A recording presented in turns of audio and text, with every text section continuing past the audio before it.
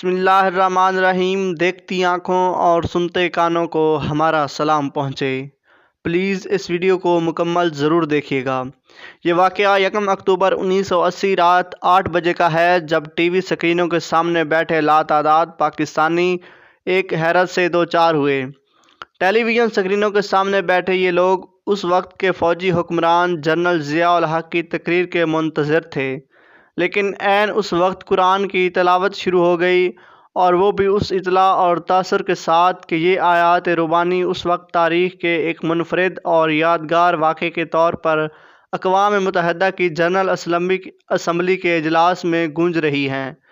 جیسے ہی تلاوت ختم ہوئی، جنرل ضیاء نے اپنے مخصوص لہجے میں نحمدہ و نصلی علی رسولہ الکریم کہہ کر اپنا پرجوش خطاب شروع کر دیا۔ اقوام متحدہ کی جنرل اسمبلی میں تلاوت کے واقعے کی طرح جنرل ضیاء الحق کی تقریر بھی ایک طرح کی نئی روایت تھی۔ ایسا نہیں ہے کہ اس سے قبل کسی فوجی حکمران یا مارشل لا ایڈمنسٹریٹر کو اس فارم سے مخاطب ہونے کا موقع بھی کبھی نہیں ملا تھا، لیکن اس بین الاقوامی ادارے کی تاریخ میں کسی ملک کے حکمران کو ایک عقیدہ رکھنے والے تقریباً 50 ملکوں کی نمائندگی کرنے کا موقع پہلی بار مل رہا تھا۔ یوں یہ اجلاس اور خطاب یادگار حیثیت اختیار کر گیا۔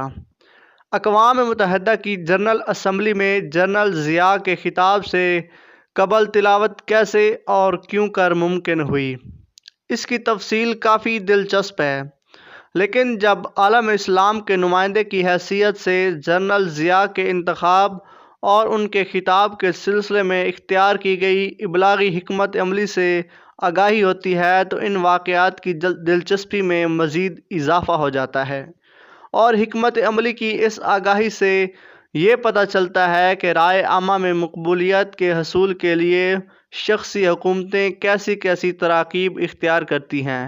نوائے وقت میں شائع ہونے والے ایک مضمون میں صحافی عارف نظامی نے لکھا، جنرل ضیاء کا یہ خطاب 2 اہم مسلمان ملکوں کے درمیان جنگ کے خاتمے کا باعث بن رہا ہے۔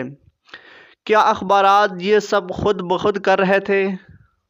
ناصر بیگ چغتائی اس زمانے میں اپنے صحافتی کیریئر کے ابتدائی برسوں میں تھے اور ایسے واقعات کو بڑی دلچسپی سے دیکھ رہے تھے۔ بعد کے برسوں میں جب وہ جنگ اخبار کراچی میں اہم ذمہ داریوں پر فائز ہوئے اور اخبار کے مدیر اعلیٰ و مالک میر خلیل الرحمن کی قربت حاصل ہوئی، تو انہیں اس قسم کے سوالات ان سے پوچھنے کے مواقع ملے۔ اقوام متحدہ کی جنرل اسمبلی سے جنرل ضیاء کے خطاب سے پہلے اور اس کے بعد بنائے جانے والے ماحول کے بارے میں ایک سوال پر میر صاحب مرحوم نے انہیں بتایا کہ اس مقصد کے لیے جنرل ضیاء کے بااعتماد ساتھی اور سیکرٹری اطلاعات جنرل مجیب الرحمان نے ایک جامع حکمت عملی وضع کی تھی جو مؤثر رہی۔ ناصر بیگ چغتائی اس سوال کے جواب میں میر صاحب کی فراہم کردہ اطلاع کا ذکر کرنے کے علاوہ اپنے مشاہدات اور بعض معاملات کا ذکر بھی کرتے ہیں۔ وہ کہتے ہیں کہ جنرل مجیب کی مؤثر حکمت عملی میں تو کوئی کلام نہیں، لیکن یہ حقیقت بھی اپنی جگہ اہم ہے کہ اس زمانے کے اخباری مالکان کی ایک بڑی تعداد بھٹو صاحب کی مخالفت میں رضاکارانہ طور پر بھی جنرل ضیاء اور ان کی حکومت کا ساتھ دے رہی تھی، لہٰذا ماحول کو سازگار بنانے میں صحافیوں کے اس طبقے کا کردار بھی نظر انداز نہیں کیا جا سکتا۔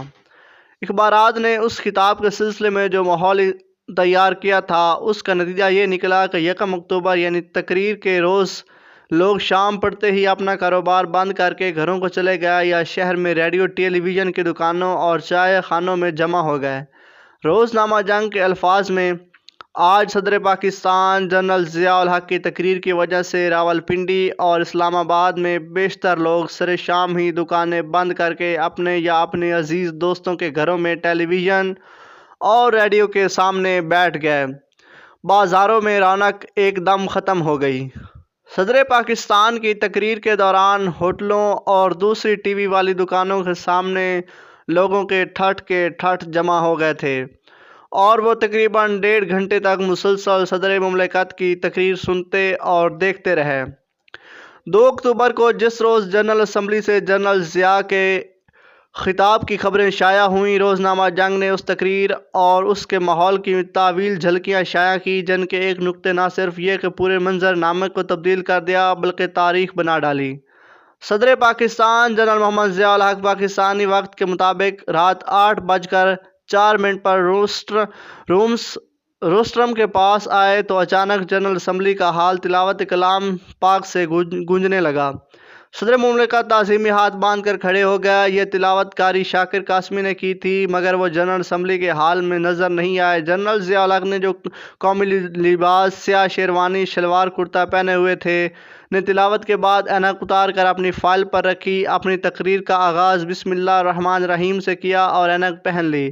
صدر ضیاء الحق شروع سے آخر تک پورے ایمانی جذبے کے ساتھ گرجدار آواز میں جنرل اسمبلی سے خطاب کرتے رہے۔ ان جھلکیوں میں شامل ان تمام تر تفصیلات نے اگرچہ وہ ماحول بنانے میں اہم کردار ادا کیا جس سے آنے والے برسوں میں جنرل ضیاء کو اپنا مذہبی چہرہ پختہ کرنے میں مدد ملی، لیکن تلاوت والا نقطہ سب پر اس طرح بازی لے گیا کہ 40 برس گزرنے کے بعد اس واقعے کو صرف یہی ایک ہی پہلو پاکستانی عوام کے حافظے میں محفوظ ہے۔ جنگ کی جھلکی کے مطابق جنرل ضیاء کی تلاوت سے قبل جنرل اسمبلی کا ہال تلاوت سے گونج اٹھا۔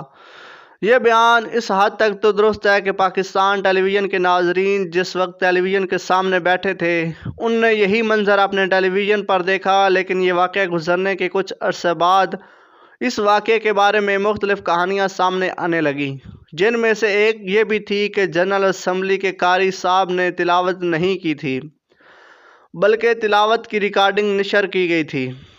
راجہ ظفر الحق بھی ریکارڈنگ والی کہانی سے اتفاق کرتے ہیں۔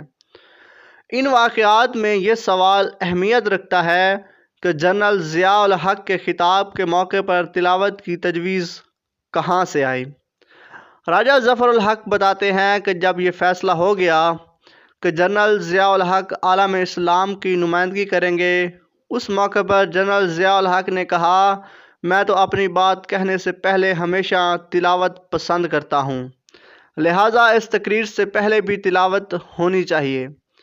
یوں تلاوت کروانے کا فیصلہ ہو گیا، لیکن اس میں ایک عملی رکاوٹ حائل تھی کہ جنرل اسمبلی کے پروٹوکول کے مطابق سربراہان ریاست کے خطاب کے دوران کوئی دوسرا شخص روسٹرم پر آ سکتا ہے اور نہ ایجنڈے سے ہٹ کر کوئی دوسری بات کہی جا سکتی ہے۔ اس مشکل کا حل کیسے نکالا گیا؟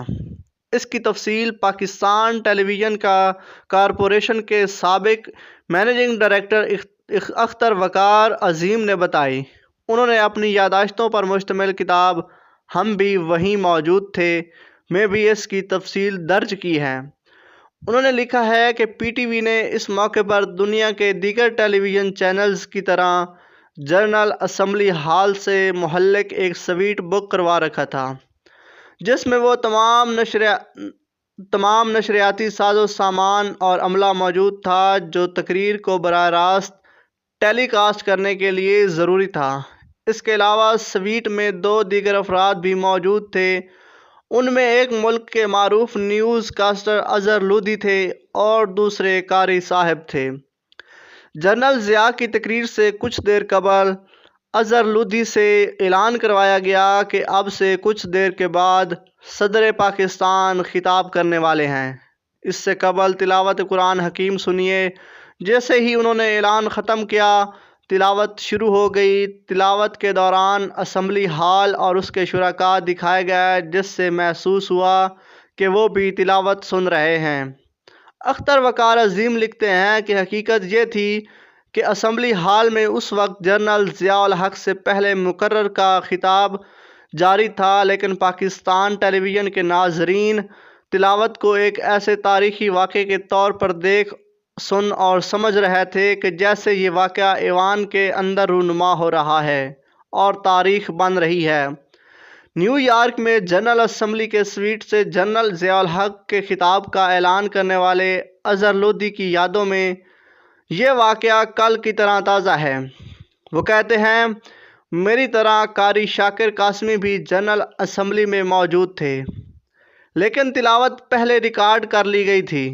جیسے ہی جنرل ضیاء الحق صاحب روسٹرم پر پہنچے، ایک چھوٹا سا ٹیپ ریکارڈز انہوں نے اپنی جیب سے نکالا اور آن کر کے اسے روسٹرم پر رکھ دیا۔